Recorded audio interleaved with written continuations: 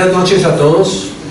Les doy una cordial bienvenida a esta su casa, en donde vamos a tener una sesión solemne para recibir a la doctora Aida Rosa Kemelmayer de Carlucci como académica correspondiente extranjera. Le ruego al señor secretario que tenga la amabilidad de leer el orden del día. Con mucho gusto, señor presidente. Primero, verificación del quórum. Segundo, himno nacional de la República de Colombia. Tercero, lectura del acta 011 correspondiente a la sesión solemne del día 16 de octubre de 2018. 4. Disertación de la doctora Aida Rosa Kemelmayer de Carlucci. 5. Palabras del señor presidente de la Academia, doctor Fernando Sarmiento Cifuentes. 6. Toma de juramento, entrega del diploma e imposición de insignias a la doctora Aida Rosa Kemelmayer de Carlucci. 7. Vino de honor. Leído el orden del día, señor presidente. Pregunto a los señores académicos si aprueban el orden del día. 4. Disertación de la doctora Aida Rosa Kemelmayer de Carlucci. Buenas noches, señor presidente de la Academia, señores académicos, público en general. En primer lugar, antes de comenzar la lectura de esta exposición, quisiera agradecer enormemente el altísimo honor que se me brinda para incorporarme como correspondiente a esta muy prestigiosa academia.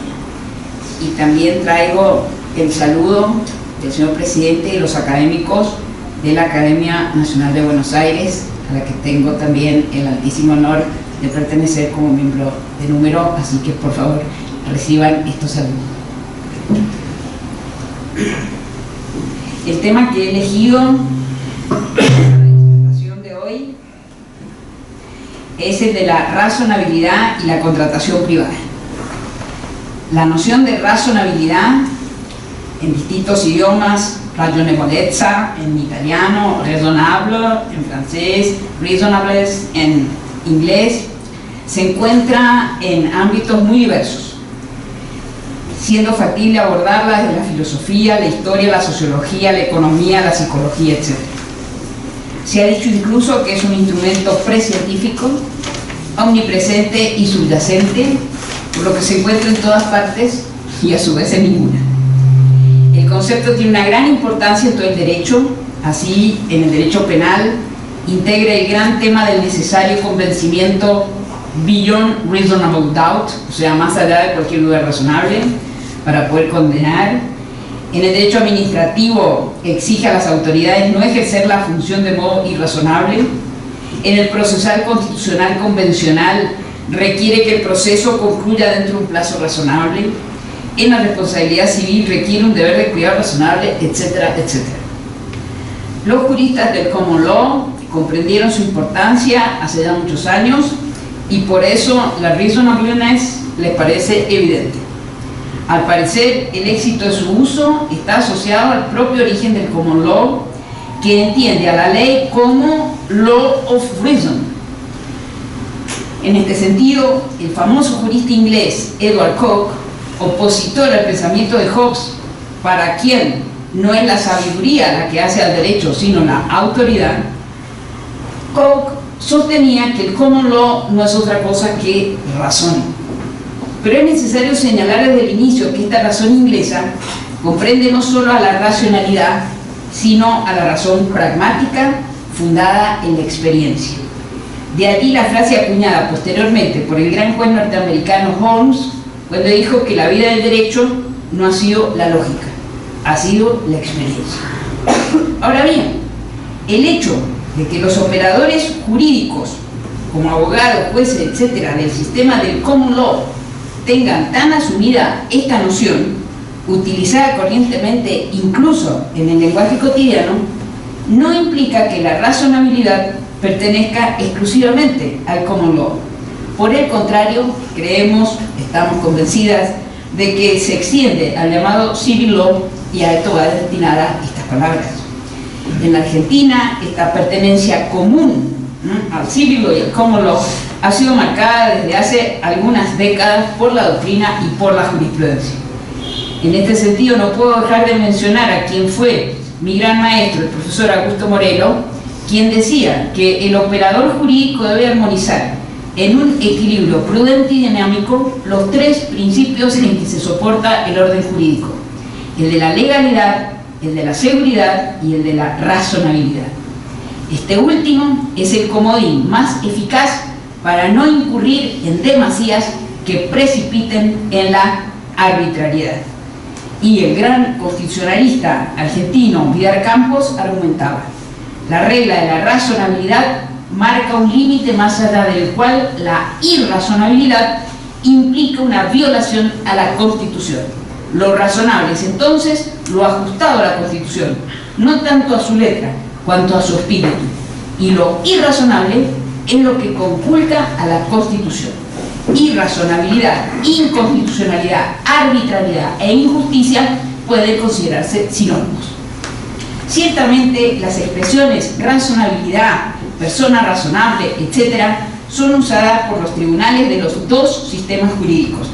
Así, por ejemplo, según un autor canadiense, en agosto del año 2014, una base de datos muy reconocida en su país contenía 9.712 decisiones de la Corte Suprema del Canadá, de las cuales 315 contenían la expresión persona razonable. Una investigación realizada en Francia, en noviembre de 2009, marcó 2.007 referencias a la palabra razonable, de las cuales 640 eran decisiones nada más ni nada menos que de la Corte de Casación francesa. No pretendo, obviamente, ni puedo llevar adelante un tratamiento que comprenda todos estos aspectos. Mi propósito es más acotado: mostrar de qué modo esta noción ha impregnado el derecho contractual privado argentino, contenido hoy en el articulado del Código Civil y Comercial argentino. La palabra razonabilidad responde a diversos significados. Según un autor italiano, si se trata de distinguir razonabilidad de racionalidad, puede hablarse de razonabilidad en tres sentidos diferentes. Una primera acepción: en esta primera acepción se es razonable cuando se es racional desde alguna perspectiva. La razonabilidad sería un tipo de racionalidad contraria a la lógica implacable, o sea, una especie de racionalidad, si ustedes quieren, flexible, o como alguna vez se ha querido decir, edulcorada. Un segundo significado la acerca a la racionalidad práctica, que no se reduce a la racionalidad deductiva o inductiva, sino que se aproxima a la lógica deóntica. En este sentido, el juicio de razonabilidad estaría dirigida a los valores. Y en el tercero, la acerca al modo como argumentan los tribunales constitucionales, incluso el colombiano. Razonable coincide entonces con el criterio de igualdad y de coherencia sistémica. Es el mismo tipo que usa también el Tribunal Constitucional alemán cuando hace el test de proporcionalidad.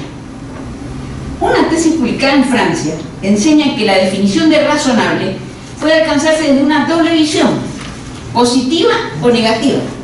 Positiva diciendo lo que es y negativa diciendo lo que no es, o sea, lo que resulta irrazonable. Desde el ángulo positivo, y en esto se acerca mucho al autor francés, al autor italiano que acabo de mencionar, intentando decir qué es una primera aproximación, reenvía a lo racional, a la racionalidad, noción que conduce a la idea de una acción llevada a cabo siguiendo criterios o principios y no el mero capricho, impulso o intuición. La racionalidad es definida entonces como el carácter que obedece a las leyes de la razón, mejor aún, que puede ser conocido y explicado por la razón. Francia, patria de Descartes, es la tierra de la racionalidad, en tanto la razón es la facultad pensante que permite al hombre conocer, actuar y juzgar conforme a principios. Ahora bien, hoy se abre camino la idea de una racionalidad no absoluta y consecuentemente no dogmática, que tiene la capacidad de aceptar la posibilidad de que lo que cada uno cree puede no coincidir con lo que realmente existe. O sea, que las creencias pueden ser desmentidas por una realidad, en tanto esta realidad responde a una multiplicidad de factores. En el terreno de la argumentación razonable, la imagen es la del tejido. En la física se ha dicho que la imagen es la de la cadena y que ninguna cadena es más fuerte que el más débil de sus eslabones. En cambio acá hacemos una argumentación, si ustedes quieren, opuesta, mucho más sólido que los hilos que componen el tejido. Los hilos pueden ser débiles, pero ese tejido puede ser fuerte. Por lo tanto, si bien cada uno de los argumentos podrían no ser rigurosamente convincentes, en el conjunto, el tejido y la convergencia es el que lo hace fuerte a ese tejido, más fuerte que los hilos aislados. De este modo, si bien razonabilidad y racionalidad son dos términos diferentes, no son contrapuestos. La razonabilidad presupone la razón. La razonabilidad sin la razón pierde sus límites. Razón y razonabilidad están entonces en una relación de complementariedad y convergencia. Desde este sistema, desde esta perspectiva, un sistema es razonable cuando no está destinado a investigar una verdad absoluta, sino más bien cuando tiende a encontrar una medida de la verdad proporcionada a la condición humana, sin trascender, sin embargo, a un relativismo ético. En definitiva, la razonabilidad es contextual al repudio de los conceptos absolutos y totalizantes. Por lo demás, es la razonabilidad la que lleva a la interpretación evolutiva que ningún legislador, desde Justiniano hasta aquí, ha logrado impedir. Es decir, interpretar la norma conforme a las finalidades actuales y no las que se tuvieron hace 200 años cuando se creó. En un sentido amplio, entonces, razonabilidad sería sinónimo de moderado, medido, que encuentre un punto medio, lo que resulta finalmente aceptable. Otros autores, como dije, tratan de encontrar la razonabilidad con la aproximación negativa, diciendo que es irrazonable. Sucedería algo así como con la noción de dignidad. Es difícil decir qué es la dignidad. En cambio, hay coincidencia en lo que nosotros calificamos de indigno. Desde esta perspectiva, lo irrazonable sería lo absurdo, lo que produce consecuencias inaceptables, intolerables, lo ridículo, lo inapropiado, lo insensato, lo inaceptable racionalmente. En suma, el punto de partida es la toma de conciencia de que no hay un significado unívoco y constante de la razonabilidad, sino que depende de la función que la razonabilidad misma está destinada a realizar dentro de este sistema. Pero no hay que tener miedo, no hay que temer. La indeterminación de algunos conceptos no siempre es condenable.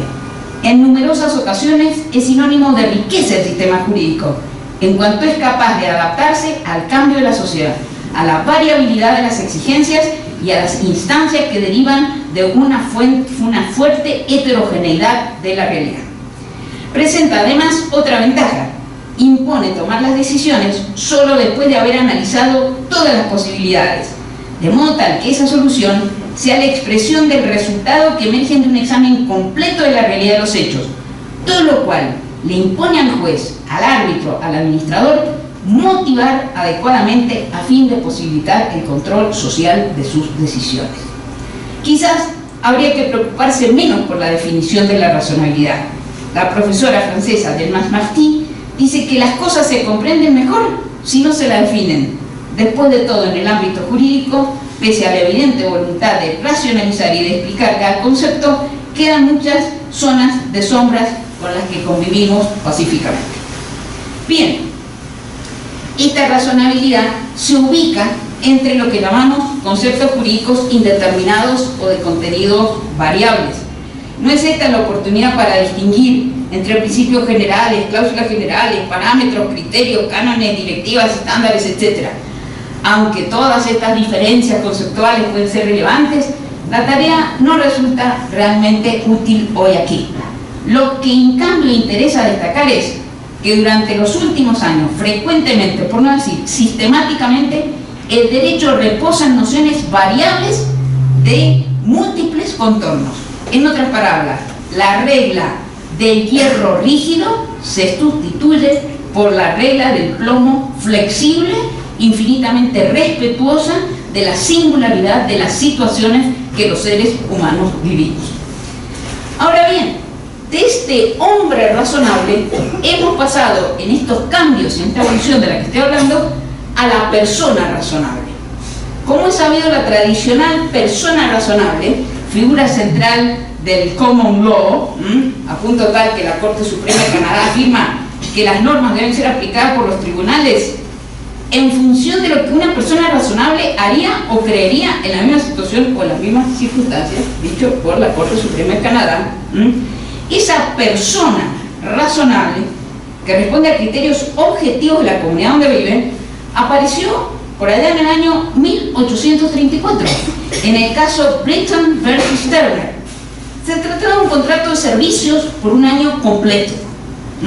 A los 9 meses el trabajador dejó el empleo, sin consentimiento del empleador. Se debía resolver entonces si el empleado tenía o no derecho a una compensación proporcional al trabajo realizado durante esos 9 meses.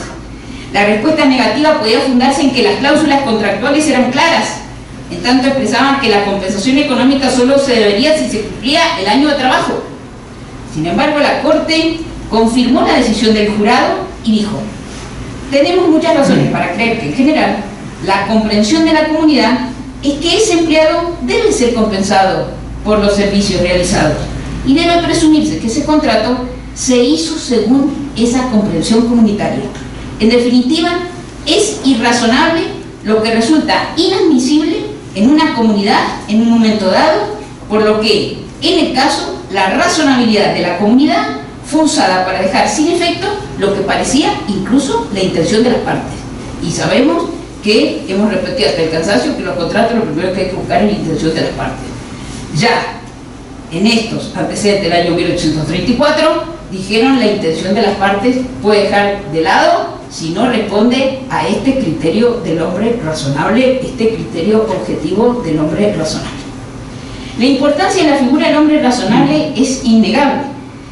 Lord Denning describió el potencial conflicto precisamente entre la teoría que busca la intención de los contratantes y el uso del canon de esta persona razonable, y se preguntó: ¿es correcto operar esta palabra solo cuando es necesario para determinar la intención de las partes?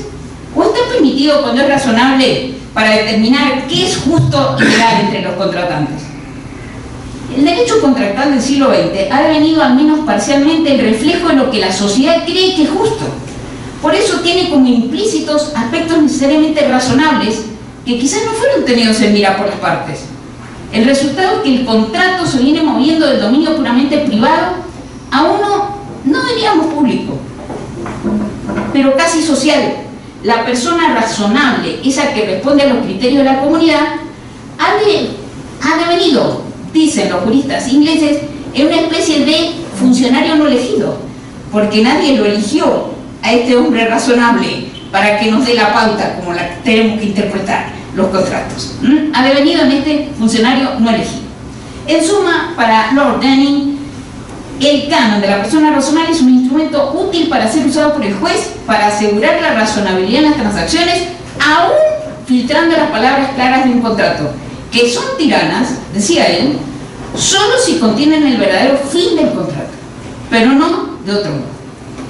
La persona era conocida como el man of the Clapham bus, o sea, el hombre del autobús que iba de esta ciudad que se llamaba Clapham. Entonces por eso se llamaba el man of the Clapham bus.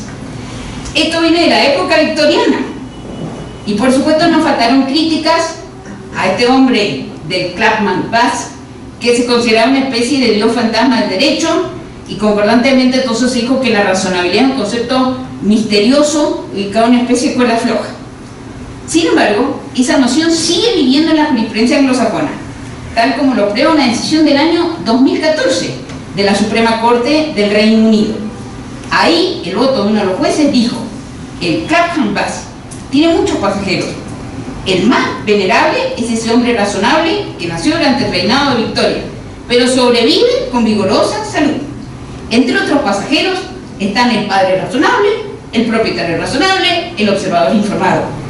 El bus, conducido por caballos en aquella época, que recorría el camino hasta Clapham, era real, pero el más famoso de los pasajeros y los otros mencionados son ficciones legales. Pertenecen a una tradición intelectual que define un estándar legal por referencia a una persona hipotética, que se remonta a la creación de los juristas romanos bajo la figura del bonus pater familiae. Este también era ese carácter abstracto del hombre común.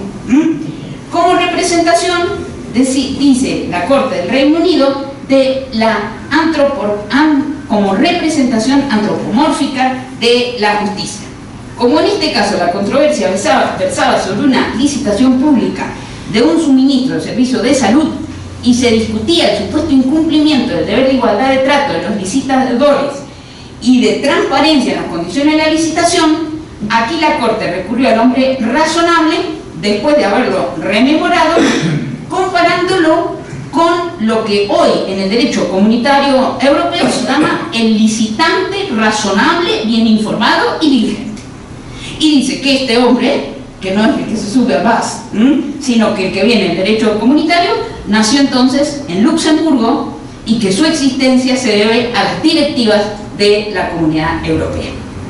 Adviértase que el modelo de la persona razonable se fabrica en la mente del juez, quien debe interpretar los hechos en un contexto social con determinados valores y principios. Dado que estos cambian, también lo hacen las pautas de la evaluación de quién es esa persona razonable. Véanse los siguientes ejemplos. Dijimos que siempre se venía hablando del hombre razonable, el hombre razonable. En el año 1888, una mujer belga, doctora en Derecho, peticionó su inscripción en el Colegio de Abogados. El asunto llegó a la Corte de Casación belga, que el 11 de noviembre de 1889 dijo que si el legislador no había excluido una disposición formal a las mujeres, era porque se trataba de un axioma demasiado evidente como para entender que hacía falta que el servicio de justicia estaba reservado a los hombres.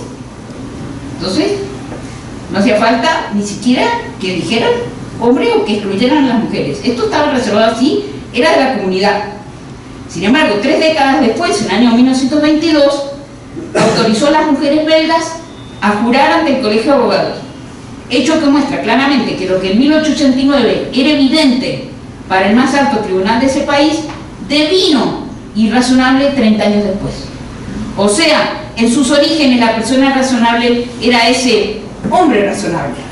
Por eso se ha señalado que en realidad el concepto representaba al hombre de la época victoriana, a esta sociedad decimonónica en la que la mujer no se había incorporado aún al trabajo ocupando un papel secundario y subordinado. Era entendible entonces que el lenguaje jurídico dejara a la mujer fuera del estereotipo que, insisto, fue el más importante del derecho privado anglosajón, porque ella era invisible al arquetipo jurídico por excelencia. Posteriormente se produce la adaptación a los términos de neutralidad de género y en lugar de reasonable man comienza a utilizarse la expresión políticamente correcta reasonable person. Entonces ahí no tenemos problema de género. Ese ajuste lingüístico pretende entonces superar las críticas a este estándar. El cambio ha sido, como se ve, de 180 grados. Las nuevas legislaciones como el Código Civil y Comercial argentino y la reforma francesa al Código en materia contractual del año 2016 eliminaron buen padre, que también era una expresión con connotaciones de género, por la de persona razonable. La pauta relativa al género no fue la única que evolucionó. Así, por ejemplo, el voto en disidencia del juez Holmes en el caso Lochner contra New York, resuelto por la Corte Norteamericana en el año 1905, puede ser el ejemplo de otros cambios. Apoyaron un contrato aceptado por el trabajador. Un panadero había hecho trabajar a un empleado más de 10 horas en infracción a lo que decía una ley. El Estado de Nueva York le impuso una multa que el panadero recurrió. La Corte Norteamericana, por 5 votos contra 4, anuló la multa, considerando que la ley era inconstitucional por violar el principio de autonomía contractual. O sea que el panadero tenía derecho a imponer más horas de trabajo, ¿sí? En minoría, el juez Holmes dijo: el hombre razonable puede considerar que esta ley trata de una medida que protege a la salud pública. los hombres que según mi opinión no tienen nada de irrazonables, la convalidarían como el primer paso en una reglamentación general de las horas de trabajo. Debo aclarar que la Corte norteamericana modificó su posición recién en el año 1937 sobre este punto. Otro ejemplo de la evolución sería el caso Malik versus Bank of Credit and Commerce en liquidación, decidido por la Cámara de los Lores en Inglaterra en el año 1997. El caso es muy interesante porque el tribunal reconoció a dos dependientes de un banco que se fue a la quiebra por actos delictivos de los funcionarios el derecho a ser compensado en lo que llamó stigma damages, o sea, daño proveniente de la mala reputación que cayó sobre estos dependientes del banco por la conducta ilícita de los principales. La decisión reconoce entonces la existencia y la violación del deber de trust and confidence, y para la determinación de ese deber puso en énfasis que se debe analizar el contrato a la luz de la evolución de las prácticas objetivamente observables, comprendidas en la naturaleza, en el razonable significado económico de la relación de trabajo. Pasemos entonces ahora directamente al derecho privado, porque se ha señalado, ¿no es cierto?, por todos los autores, que el Código Civil francés apenas se utilizaba la palabra razonable. Solo artículo, el artículo 1112, que hablaba sobre la violencia como causa de nulidad del contrato. El mismo Código Civil argentino, en su redacción original de Vélez, de los tiempos del Código Civil colombiano, menciona el adjetivo razonable solo en 3 artículos. El Código italiano del año 1942, muy posterior a estos dos códigos decimonónicos que estoy mencionando, la expresión razonabilidad, razonable, irrazonable, racional también es poco frecuente, aún tratándose de un código del siglo XX. Pero ¿cuánta agua ha pasado bajo el puente? La doctrina francesa más actualizada sostiene que la razonabilidad impregna todo el código, que la prueba más terminante de este acerto es el nuevo artículo 1188, que siguiendo normas armonizadoras, a las que me voy a referir enseguida, dice expresamente: el contrato se interpreta según la común intención de las partes, más que según el sentido literal de los términos. Aquí vamos bien. Y después dice: cuando esta intención común no pueda ser detectada, el contrato se interpreta según el sentido que le daría ¿quién? Una persona razonable ubicada en la misma situación. Entonces, esta razonabilidad en la contratación privada la podemos ver en muchos temas. Yo he elegido solo 4: la razonabilidad como límite a la autonomía negocial, la razonabilidad en la interpretación e integración del contrato, la razonabilidad y sus conexiones con el abuso del derecho de la equidad y la buena fe, y por último, la razonabilidad como valoración de la imprevisibilidad e inevitabilidad en el caso fortuito o fuerza mayor. La razonabilidad entonces como límite a la autonomía negocial. Bien se afirma que del mismo modo que en el derecho público la razonabilidad pone límites a la arbitrariedad de la autoridad, en el derecho privado coloca límites a la arbitrariedad de la autonomía individual. La razonabilidad entendida como límite a esa autonomía privada se inserta así en lo que llamamos justicia contractual. Se la define entonces como la máxima que obliga a obrar de manera arreglada en concordancia con los principios del sentido común y con los juicios de valor generalmente aceptados. Y se le dan 3 funciones: servir como modelo de conducta, construir un estándar de responsabilidad y permitir conservar el equilibrio entre los intereses en conflicto. Para la interpretación e integración del contrato, a diferencia de lo que se sostenía hace pocos años, hoy se afirma que la interpretación literal ha sido sustituida por el canon objetivo del hombre razonable. En lugar de acudir al texto literal, el acento se desplaza con apoyo en la buena fe al sentido que habrían dado al contrato en igual situaciones personas prudentes, razonables y honestas de la misma condición de las partes, atendiendo a todas las circunstancias del caso. Quizás un caso de jurisprudencia pueda explicarnos esto. El caso Murcock, ya en el año 1889, entendió implícita una obligación de garantía. Los hechos eran los siguientes: el dueño de un barco contrató con el administrador de un muelle para que lo descargara en un embarcadero situado en el río Támesis, aguas abajo. El lecho del río adyacente al embarcadero no tenía muelle y el demandado no tomó ninguna medida para verificar la seguridad del lugar. Lo cierto es que el barco sufrió daños causados por las imperfecciones del lecho del río en la zona del embarcadero. El dueño del barco reclamó por incumplimiento del contrato. El demandado sostuvo que el contrato no establecía la obligación de verificar el lecho del río, que no había ninguna garantía implícita de que el espacio tuviese un lugar seguro para el buque, que no había prueba de su falta de cuidado, que no tenía manera de prever el riesgo del daño. El dueño del barco, por el contrario, alegó que el contrato preveía implícitamente que el lecho del río era seguro, porque el embarcadero no podía ser utilizado de otra manera.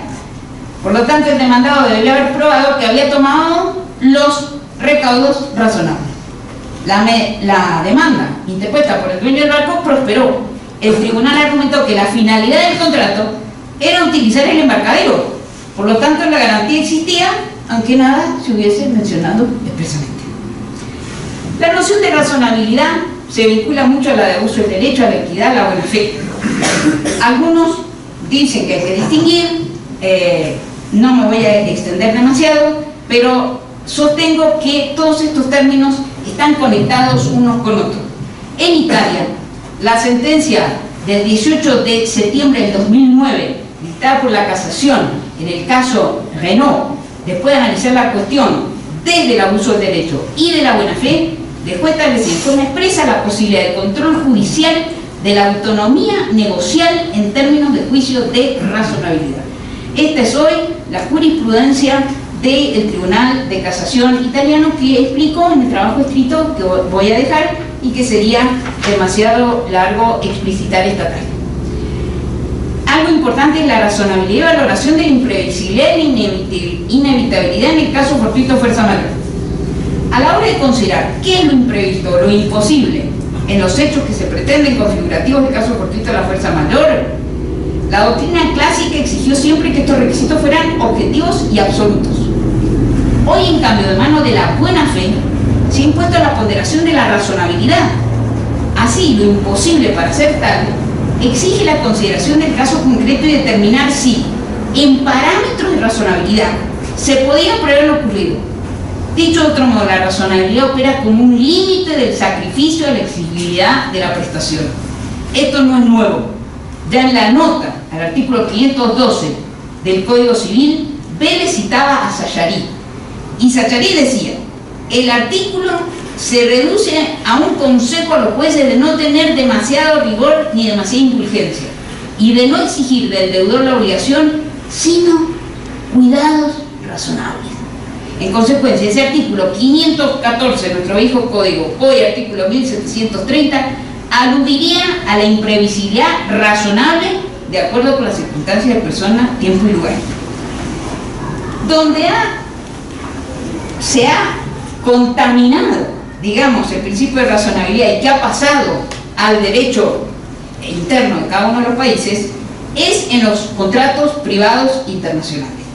Ciertamente, todas las normas que rigen a los contratos internacionales privados, como la Convención de Viena sobre compraventa internacional, los principios generales sobre los contratos comerciales de UNIDROIT, los principios del derecho de contratos llamado Proyecto Lando, el marco común europeo de referencia, todo esto repiten la palabra razonabilidad de una manera extraordinaria.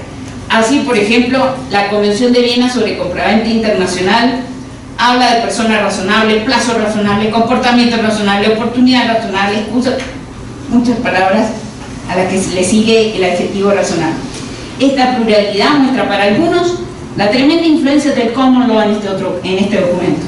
Para otros, en cambio, que la razonabilidad es un principio fundamental implícito de igual valor que el de buena fe, etc.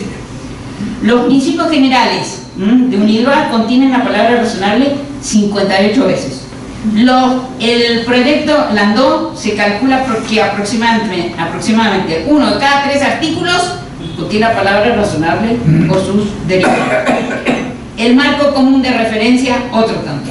La diferencia es que algunos de estos documentos lo remiten a la buena fe y otros documentos hacen del principio de razonabilidad algo diferente al principio de la buena fe. Ni que hablar de las directivas de la Comunidad Europea. Se cuentan por decenas. Menciono solamente la directiva 1999-44 sobre aspectos de la venta y de las garantías de los bienes de consumo. El reglamento del Parlamento Europeo y del Consejo relativo al derecho común europeo de la venta, etcétera, etcétera. Se han redactado unos principios latinoamericanos en derecho de los contratos, en los que han participado especialmente juristas chilenos, algunos colombianos también, y ahí este grupo se muestra contrario, dice: se evitó el recurso a lo razonable, se prefirió evocar la buena fe, principio rector del derecho de los contratos, porque se sostuvo que era demasiado contaminarse como lo. Pero al mismo tiempo dice que son fuente los principios de Unidad, el marco común de referencia, o sea, todo esto que estoy mencionando.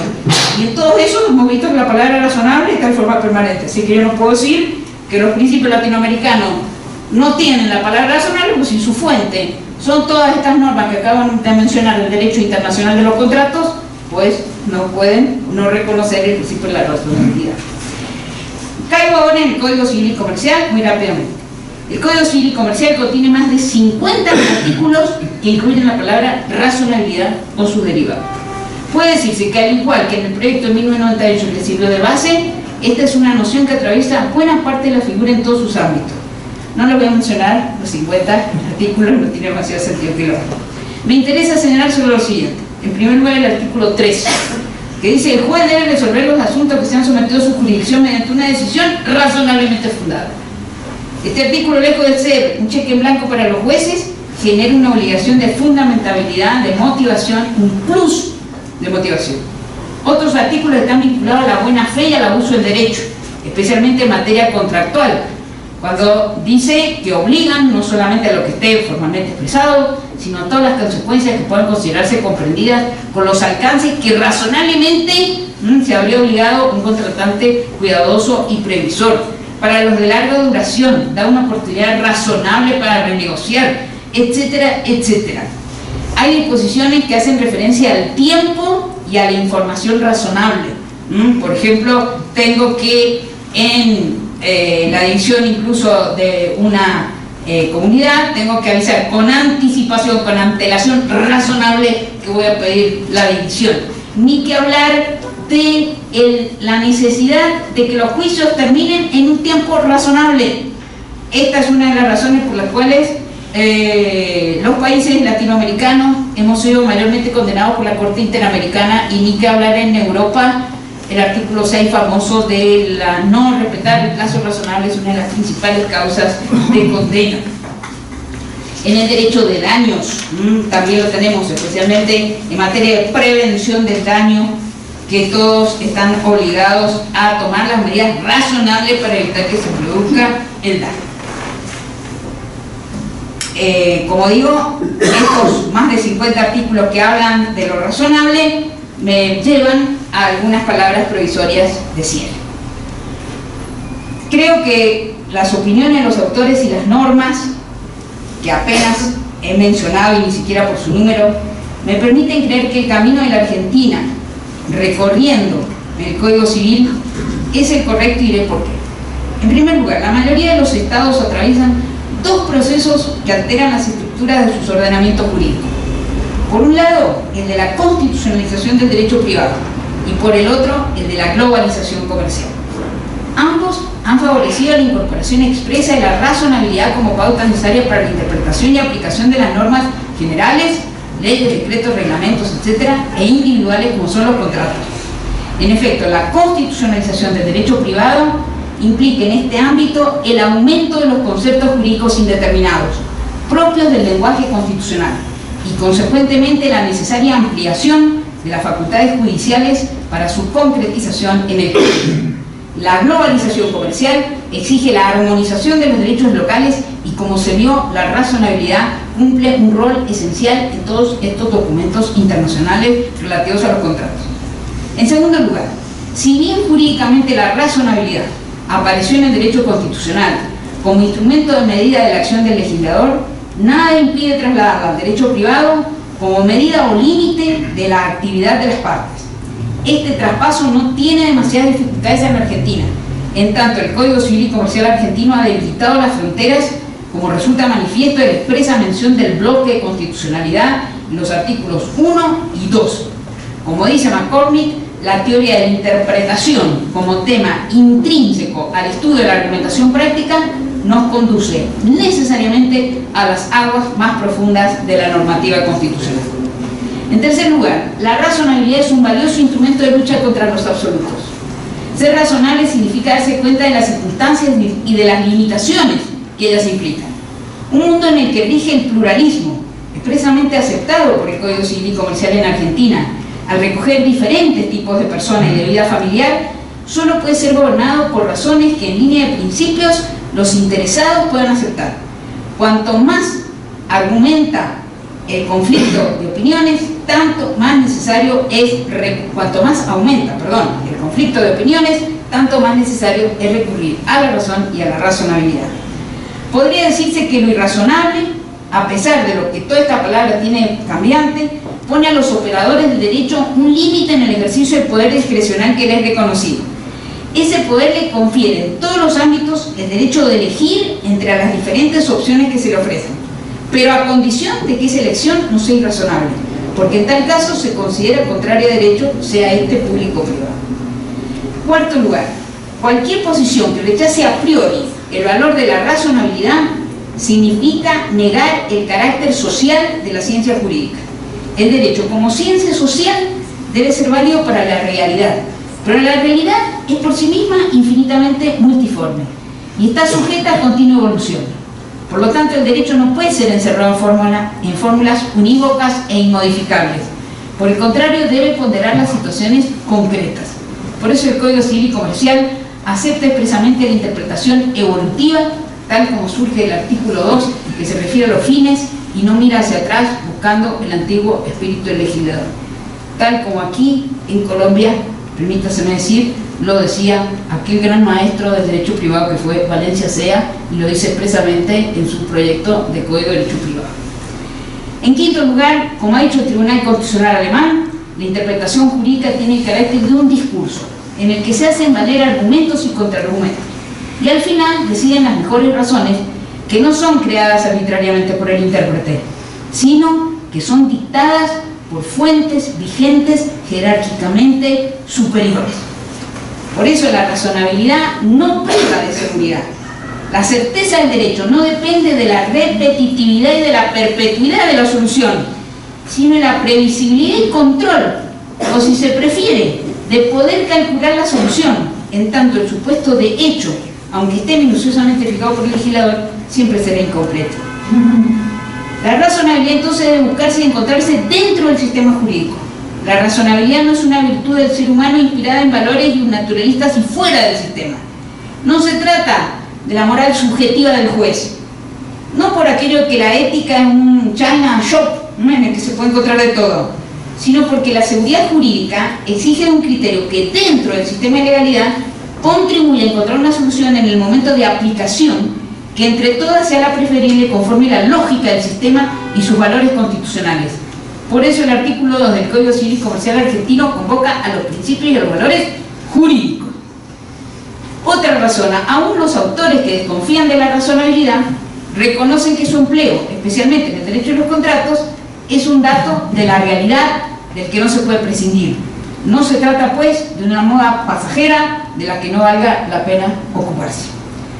Quizás sea cierto que desde la perspectiva amplia la razonabilidad pierde autonomía conceptual y se acerca a otras nociones como la buena fe, la diligencia, la equidad, la proporcionalidad, la confianza, la proscripción del abuso, pero también podría decirse que es una noción que las engloba sin anular a ninguna de ellas. Todas derivan de haber abandonado la visión antagónica del contrato para acoger directivas que encarnan otros valores, como la cooperación y la solidaridad. De ahí que el Código Civil y Comercial las menciona a todas. Es verdad que, como dice Giovanni Crisciuolo, el peso de una regla no se mide por el número de las citas normativas, sino por el rol que cumplen. No obstante, creo que puede servir de pauta de cuánto significa para el ordenamiento, especialmente para mostrar la razonabilidad antes que nada, resulta ser entonces un instrumento útil, funcional, pragmático, y así funciona en todos los contratos internacionales que acabamos de mencionar. Quizás entonces la exigencia de la razonabilidad, tan propiamente humana, sea la prueba de que la robótica nunca podrá sustituir a la persona humana en la importante misión de solucionar los conflictos, porque creo que el robot puede saber de muchas cosas, pero hasta ahora de razonabilidad parece que todavía no sabe. Last but not least, reflexiona sobre el origen de la razonabilidad. Ha servido para insistir en que el idioma no es neutral. La expresión persona razonable hoy respeta el lenguaje igualitario, a diferencia de aquel buen padre de familia o buen hombre de negocios que no respetaba ese lenguaje igualitario. Y si nada de esto convence, señores académicos, querido público, queridos amigos que han venido esta tarde aquí, entonces habrá que conformarse con repetir aquel dicho popular: alegrémonos de ser razonables, no de tener razón.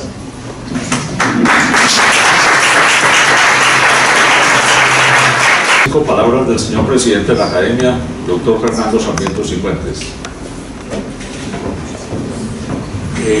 Muchas gracias, señor secretario.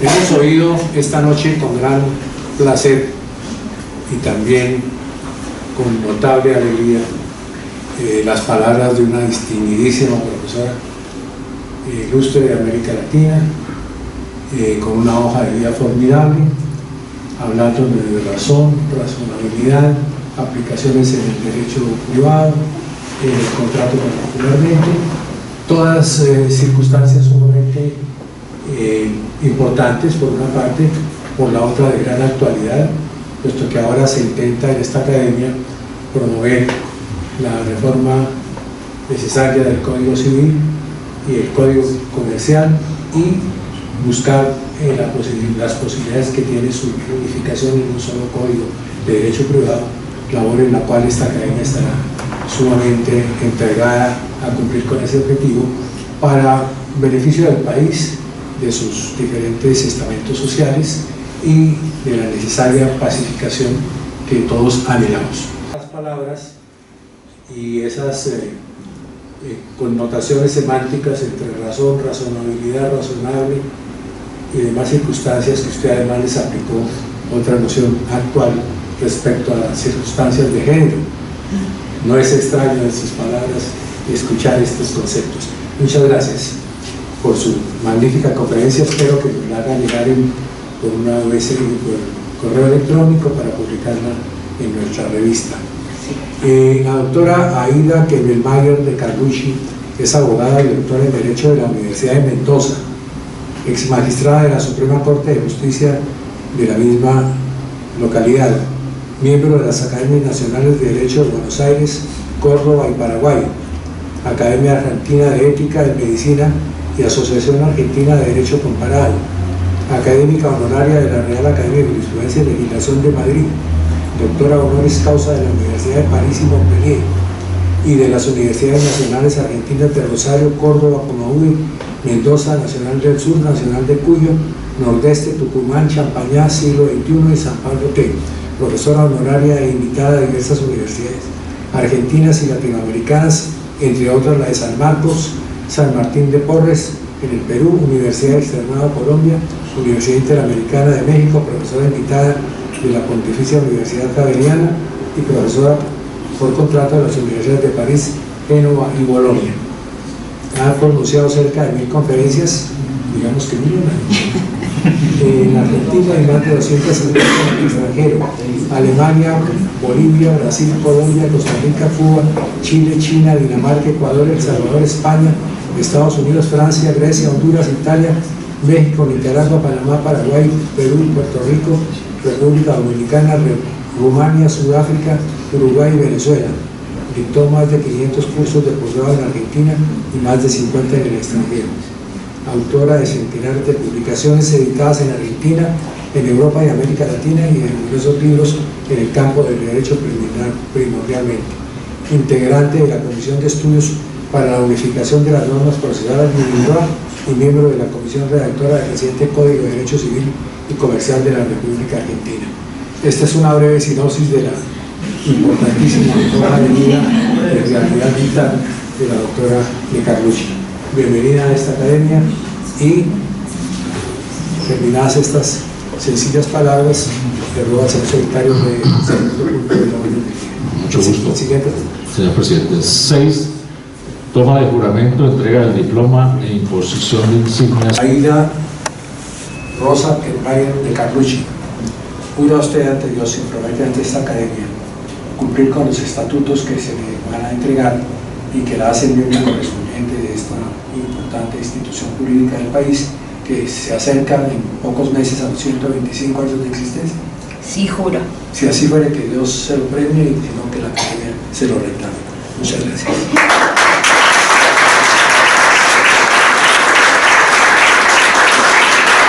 Diploma que reza así: Academia Colombiana de Jurisprudencia.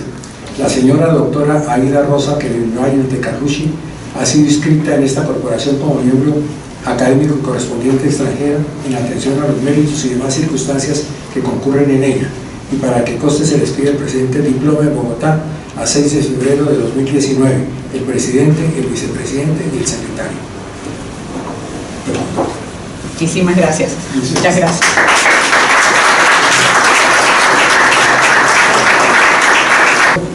La insignia correspondiente. Tenga la mayoría. Honor, aquí debería.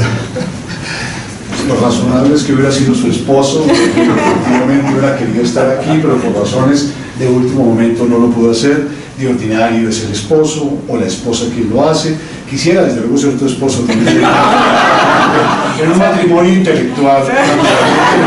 Por muchos años hemos vivido, por muchas décadas hemos conocido, y en ese orden de ideas creo que Nedo, su esposo, lo entendería. Es lo razonable también, abrir un espacio a un amor diferente, pero un amor en la intelectualidad, un amor efectivamente en el conocimiento, en los libros que tanto y tanto nos han enseñado. Así de que ahí es un privilegio, presidente, que usted también nos hace. Solo hay un vocero del amor que todo Colombia te tiene, y por eso vamos a entregarte esta insignia, portadora de ese afecto que el país, que el maestro Valencia que mencionabas, que el maestro Vinestrosa, que está allí también en un cuadro muy especial, que tanto y tanto te quiso, y todos los colombianos que tanto te seguimos queriendo. Entonces, lo razonable es efectivamente que procedamos de esta manera, y es un mínimo, aparte de razonable, es un mínimo a lo cual está obligado Colombia, realmente, que tanto y tanto te agradece. Doctora, muchas gracias. Usted sabe el honor que significa para nosotros tenerla con nosotros. Las palabras, además, como decían, sobre los temas de género, y creo que Colombia está dando grandes pasos en ese sentido, y usted pues ilumina ese paso para muchas de nosotras. Muchas gracias. Bueno.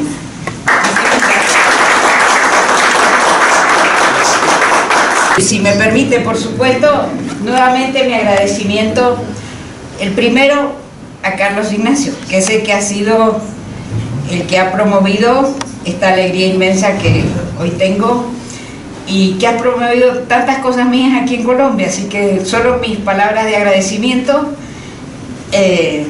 para todo esto, todos estos caminos que me has abierto aquí en Colombia, así como en su momento me los abrió también don Fernando Vinestrosa y tanta gente tan querida que, bueno, no puedo mencionarlos a todos, pero saben ustedes cómo quiero yo a Colombia y a su gente. Y no lo quise decir para que no crean que era puro agradecimiento así, pero esto no tiene nada de formal, es un agradecimiento de verdad, de corazón. Y también decirle que si alguien ha escrito, y muy bien, aquí en Colombia sobre el problema de la razonabilidad en los contratos, es justamente Carlos Ignacio, y que elegí este tema porque me pareció que era bueno seguir la línea que habías iniciado. Espero no haberte traicionado, Carlos Ignacio, en lo que he dicho esta tarde aquí. Así que nuevamente mi agradecimiento, y espero poder servir con honor a esto que me entrega hoy la academia. Muy complacido, doctora. Muchas gracias.